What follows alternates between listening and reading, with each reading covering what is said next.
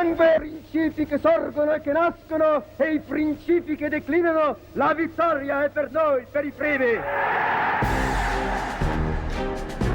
En la actualidad resulta fácil burlarse de Benito Mussolini, el dictador fascista de Italia. Todas estas poses vistas ahora pueden resultar un poco ridículas, pero en 1922 no lo parecía.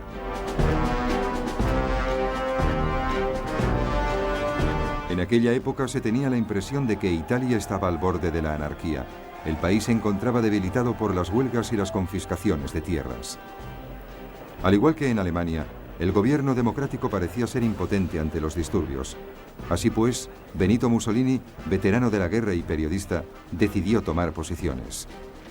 Organizó un partido nacionalista de derechas, los fascistas. Con el gobierno paralizado por una huelga general en agosto de 1922, Mussolini ordenó a sus seguidores que marchasen sobre Roma. Ante el peligro de una guerra civil, el rey de Italia, Vittorio Emanuele, le pidió que formase gobierno. Si realizzassero le premesse necessarie e sufficienti per una collaborazione delle quattro grandi potenze occidentali. Rápidamente Mussolini se movilizó para acabar con toda oposición política y asumió poderes dictatoriales. Deve cristallizzare una posizione di potente ingiustizia. En 1928 su posición parecía segura. El Parlamento era nombrado más que elegido y todo el poder se concentraba firmemente en el Gran Consejo Fascista.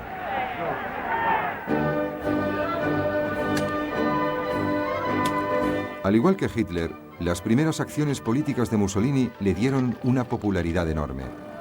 Los grandes programas de obras públicas proporcionaron trabajo y transformaron las infraestructuras de Italia. La corrupción fue erradicada y la mafia fue más o menos eliminada.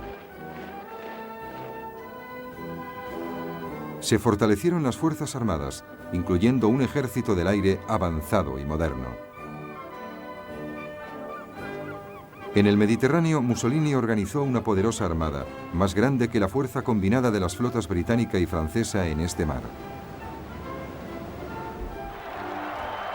Y cuando llegó la Gran Depresión, Italia pareció capearla mejor que la mayoría. Mussolini se convirtió en una fuente de inspiración en el mundo entero. Diversos líderes políticos, sobre todo Adolf Hitler en Alemania, consideraron el sistema fascista como un modelo de conducta fuerte y decidido, en contraste con la debilidad de las democracias británica y francesa. Pero Mussolini deseaba algo más que adulación. Quería recrear el Imperio Romano y tenía ya un objetivo en mente para su primera expoliación imperial.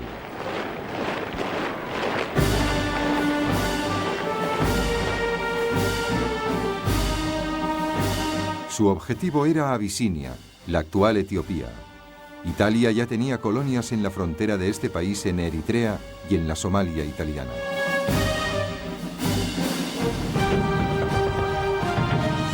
En diciembre de 1934, las fuerzas italianas provocaron un choque con las tropas abisinias en un oasis de la región de Ogadén, en el interior del territorio abisinio.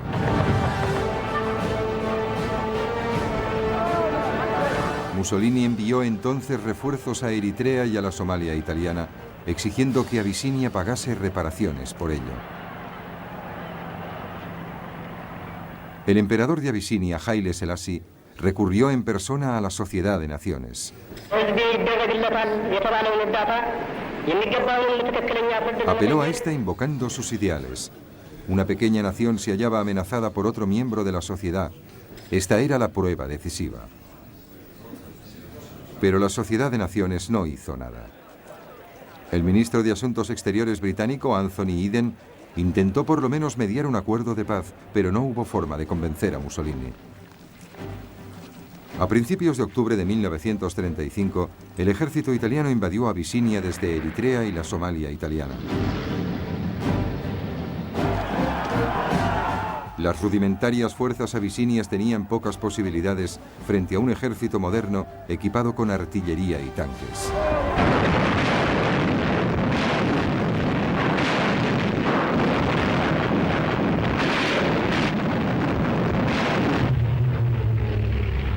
Las fuerzas aéreas italianas tenían un dominio absoluto del cielo y hostigaban a los abisinios. En ocasiones lanzaron bombas de gas haciendo caso omiso de la prohibición de utilizar este como arma, desde que en el Tratado de Versalles su uso se había considerado crimen contra la humanidad. 6 meses más tarde Abisinia había sido completamente ocupada. El emperador Haile Selassie huyó hacia el exilio en Gran Bretaña. Desde su sede en Suiza, la Sociedad de Naciones se frotaba las manos. Lo único que hizo fue imponer sanciones económicas, pero estas no tuvieron consecuencias importantes. La agresión de Mussolini había puesto de relieve 2 cosas: que la Sociedad de Naciones, aquella gran esperanza para la paz, no tenía poder para actuar, y que las 2 potencias más fuertes de Europa, las democracias británica y francesa, ya no tenían ganas de pelear.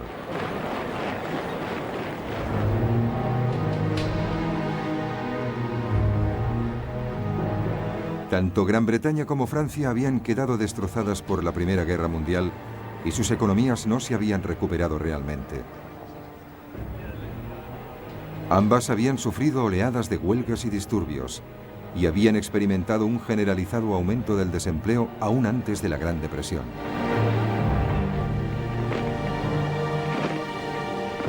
De igual modo, ambas se habían enfrentado al coste de controlar imperios, un coste que había aumentado al absorber las antiguas colonias alemanas y los territorios de Oriente Medio que antiguamente habían estado bajo el dominio del Imperio Turco Otomano. Y sobre todo, ambas estaban traumatizadas por el espantoso número de víctimas de la Primera Guerra Mundial. Una sucesión de líderes británicos, Lloyd George, Ramsay MacDonald y especialmente Stanley Baldwin, todos ellos decidieron mantener Gran Bretaña al margen de posibles conflictos en el futuro. A pesar del elevado número de víctimas en el frente occidental, Gran Bretaña había llegado al final de la Primera Guerra Mundial con un ejército de reclutamiento numeroso y muy efectivo. Este se vio reducido inmediatamente a una pequeña fuerza profesional preparada para vigilar su imperio que crecía de forma descontrolada. Y cuando llegó la Gran Depresión, cualquier idea de modernizar el ejército fue abandonada. Es decir, que Gran Bretaña entraba en el periodo previo a la Segunda Guerra Mundial en condiciones de debilidad económica y militar. En el caso de Francia, sus pérdidas durante la Primera Guerra Mundial habían sido peores que las británicas. Desconfiando siempre de los alemanes, Francia había mantenido un gran ejército de reclutamiento, pero durante la década de 1920, el índice de natalidad en Francia había disminuido. Se veía claramente que hacia finales de los años 30 habría una escasez de mano de obra. Francia se dio cuenta de que únicamente con el tamaño de su ejército nunca podría competir con Alemania. La solución pasaba por adoptar una mentalidad totalmente defensiva.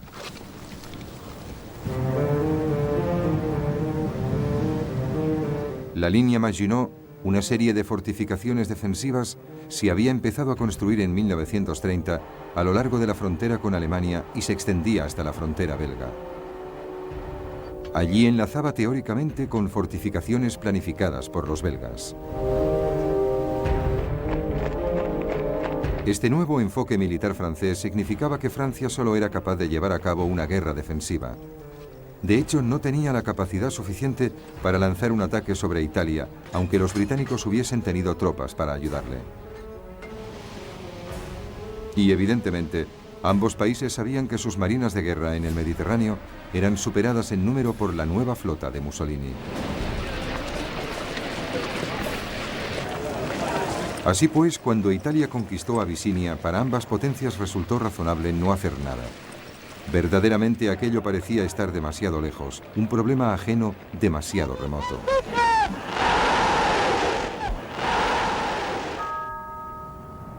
En aquel momento, tanto Francia como Gran Bretaña tenían que hacer frente a las graves consecuencias de la Gran Depresión. Era un asunto mucho más urgente, y por encima de todo, se enfrentaban a una amenaza militar mucho más próxima. Una Alemania que estaba renaciendo y rearmándose. El poder alemán, al igual que el italiano, iba a mostrar sus armas muy pronto en el apoyo a otro dictador en ascenso. Esta vez en España.